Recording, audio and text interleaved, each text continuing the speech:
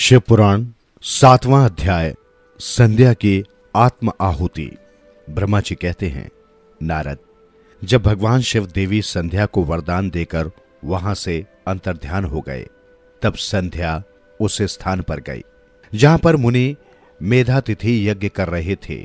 उन्होंने अपने हृदय में तेजस्वी ब्रह्मचारी वशिष्ठ जी का स्मरण किया तथा उन्हीं को पति रूप में पाने की इच्छा लेकर संध्या महायज्ञ की प्रज्वलित अग्नि में कूद गई। अग्नि में उसका शरीर जलकर सूर्य मंडल में प्रवेश कर गया।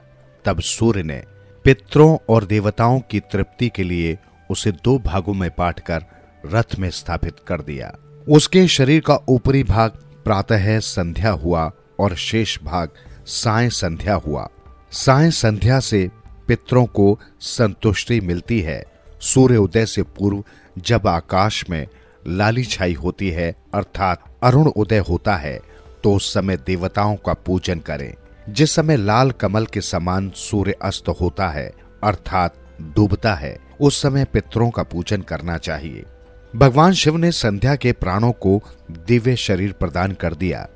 जब मेधातिथि मुनि का यज्ञ समाप्त हुआ, तब उन्होंने एक कन्या को, जिसकी कांति सोने के समान थी, अग्नि में पड़े देखा। उसे मुनि ने भली प्रकार स्नान कराया और अपनी गोद में बैठा लिया।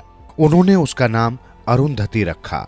यज्ञ के निर्विघ्न समाप्त होने और पुत्री प्राप्त होने के कारण मेधातिथि मुनि बहुत प्रसन्न थे। उन्होंने अरुंधति का पालन आश्रम में ही किया।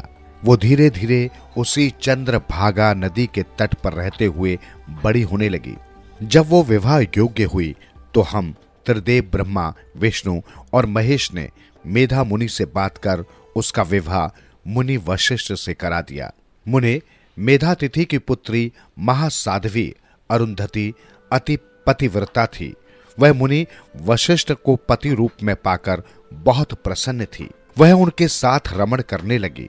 उससे शक्ति आदि शुभ एवं श्रेष्ठ पुत्र उत्पन्न हुए। हे नारद, इस प्रकार मैंने तुम्हें परम पवित्र देवी संध्या का चरित्र सुनाया है।